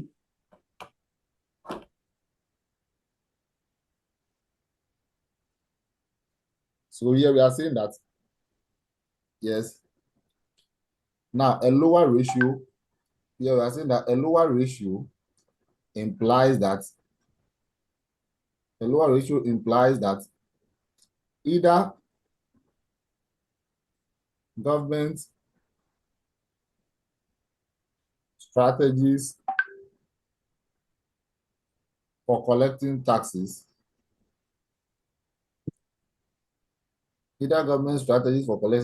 has not been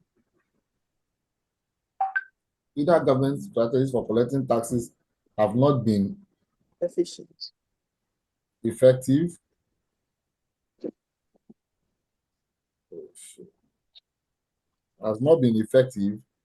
or an increase in population or population has increased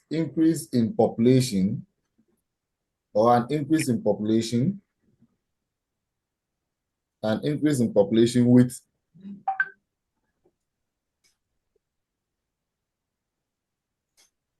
with a chunk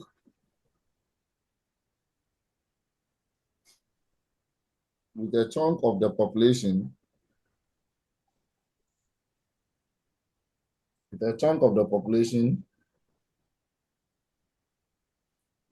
not within the working class.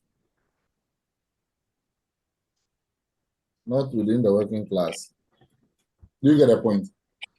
Yes, sir. Yes. Now, if we have a population, a majority of the population are less than 18 years, and the majority too are old men and old women who have gone on retirement, is it a good thing for us? At least the population should be youthful small so that they will build a lot of entertainment sectors for us. We cannot have a population in the country and they will find the other.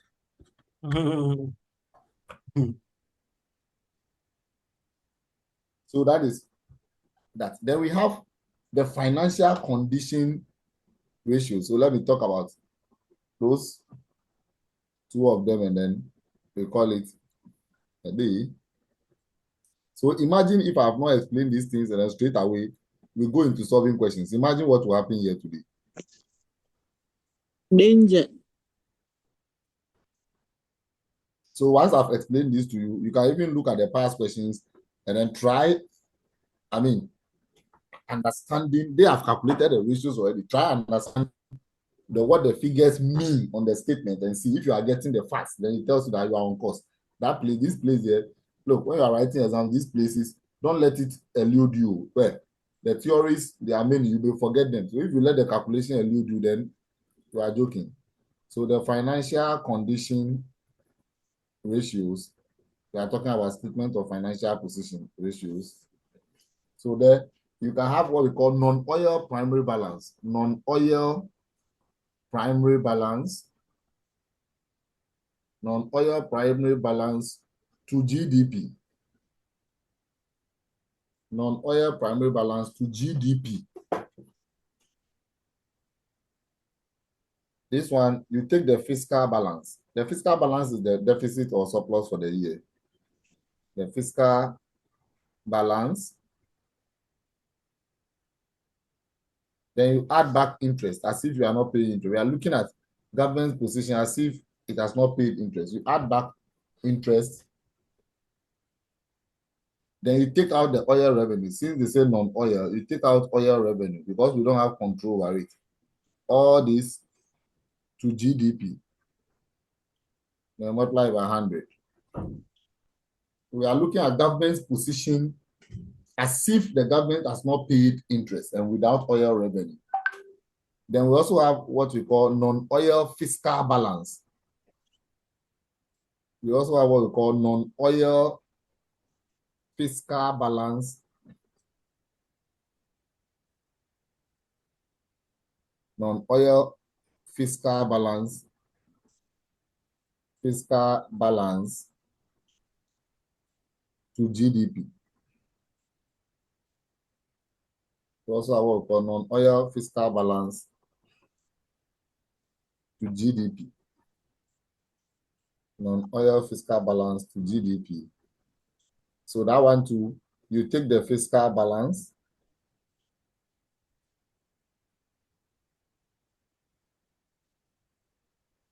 since this is not primary, you don't add back the interest. So just the fiscal balance minus the oil revenue. The other one, since it is primary means that assuming you've not paid interest, that's why we've been adding back the interest. Exactly. Yes, sir. When you hear the word primary, it means that we are looking at the basic, assuming you've not paid interest. That's why we add back the interest. So have this in mind. If we say primary,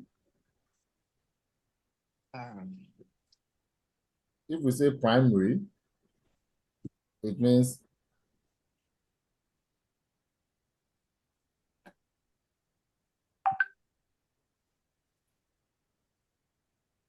primary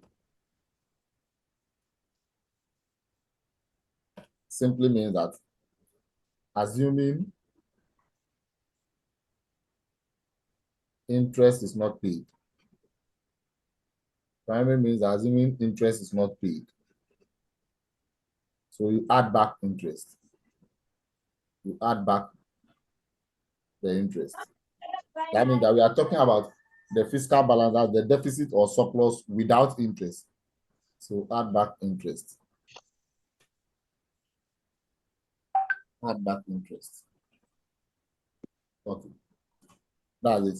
Then you can have what we call debt per capita. Debt per capita. I've told you the meaning of per capita. So what's the meaning of debt per capita? Debt per capita. If you say debt per capita. Debt per the average per head, like. Yeah, the average debt per citizen. If they share all our debt for us, how much will everybody pay? So debt per capita. In fact, at a point in time, we measured debt per capita and realized that if government's debt is shared for all the citizens, everybody will pay about 2,000 Ghana cedis. Then we are okay. And so let's pay it for the government so that we will all be free. Let government withhold our one month salary and use it to pay. Or you say, what about those who are not working? Mm-hmm. And so the rich man should pay for them. If you are a rich man, this thing, Ibrahim Mama, you should go with his brother is president. If he pays for all of us, what would be wrong? 2,000 yourself allow. The rich always rich, they won't do that. Overpopulation.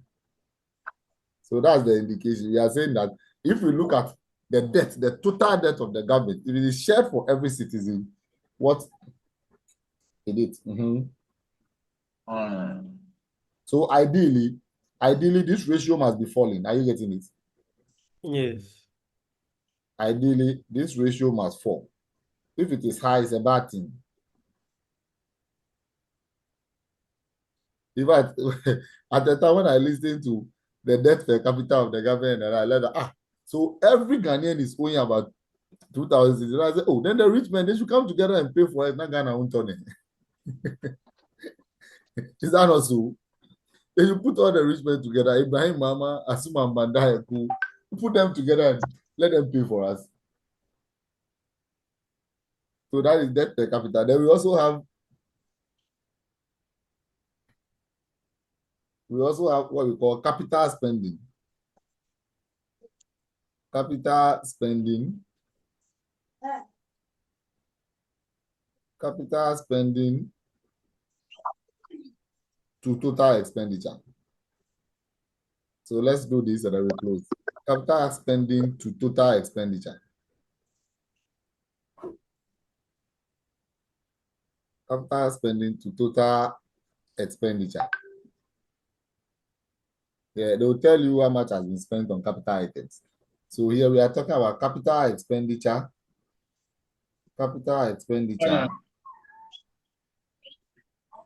over total expenditure. We are looking at how much of your total expenditure was on capital items.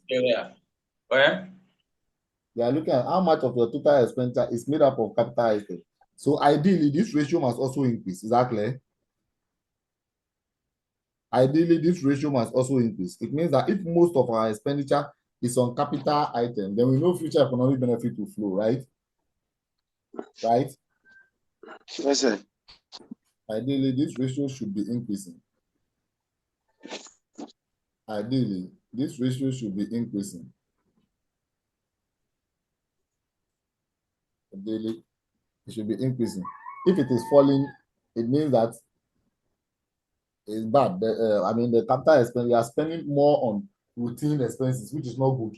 If we are spending, we should spend more on capital items that will generate future economic benefit. Okay, so let's hold this on here. So please, what I'll do is that I will look for a time during the weekend. I don't know whether it should be Sunday night, maybe Sunday night, some 2 hours for us to solve some 2 questions before next week. But my hope is that next week we should be able to finish. The public sector is just 1 period. So I don't know if we should constitute some class for maybe Sunday night or so. Are you okay? Yeah, your hands, sure.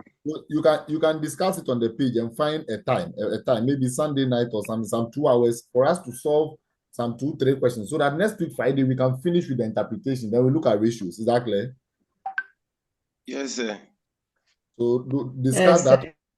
Discuss it on the public sector page and come to a conclusion and notify me. So we'll do that. Okay. So those who have been taking the screenshot, I'm coming up for you to take the screenshot and then we wrap up.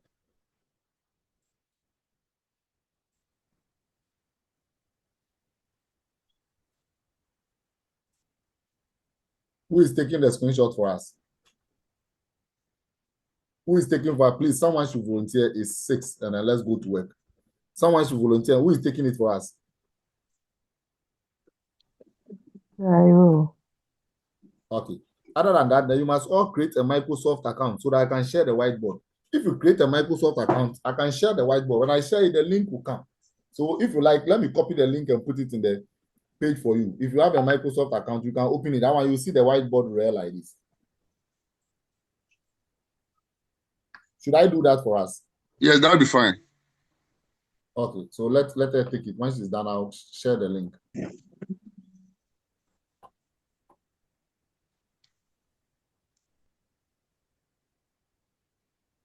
Madam, take this one too. Are you done? Yes, sir. Hello, are you done? Yes, sir. Should I move on? Yes, please. Take this one too. Sir, move. Should I move? Yes, please. Take this one too. Okay.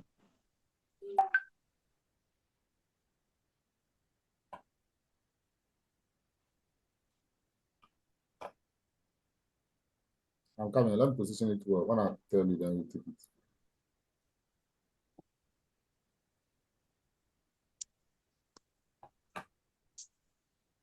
I'm coming. Let me adjust the right place. So take this one. Are you done? Okay. Yes, sir. Take this one. Are you done? Can I move? Yes, sir.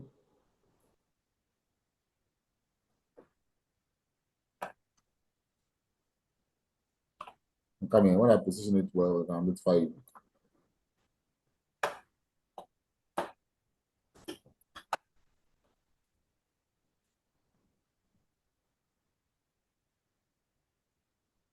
I think you've taken this one already. Okay, take this. Yes, Take sir. this.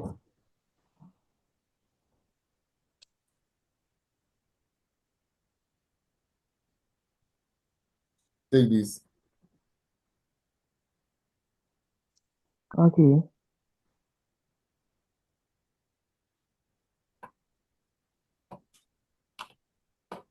I'm coming in. Okay.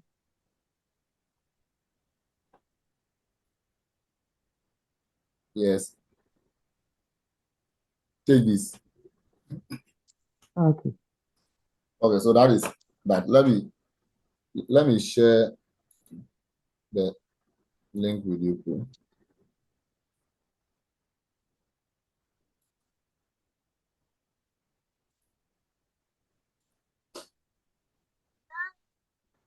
Somebody is okay. So Helena, you raised your hand. Okay, so let me try and share this.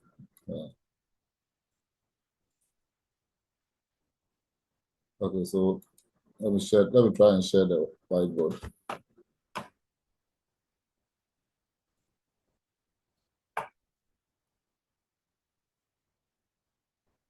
Ghana network.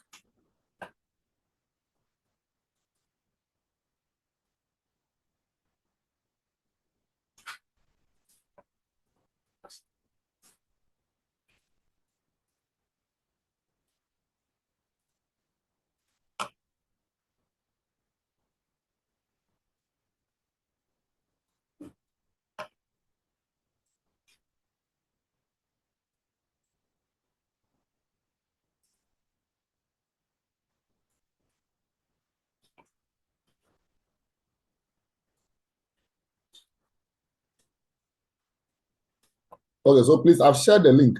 So if you can Google Microsoft Whiteboard and search it and create an account. If you create a Microsoft account, that one when you open it, you will see the board like I've written it. Is that clear? Hello. Say we are with you. I've shared the link. So if you open a Microsoft account, when you open it, you will see the board just like I've. Okay. You'll be fine. I think everybody should do that. So that henceforth after lectures, I'll just share the link. Okay. Yes, all of you try and then open. Today's lecture was on point. Very, very, very, very on point.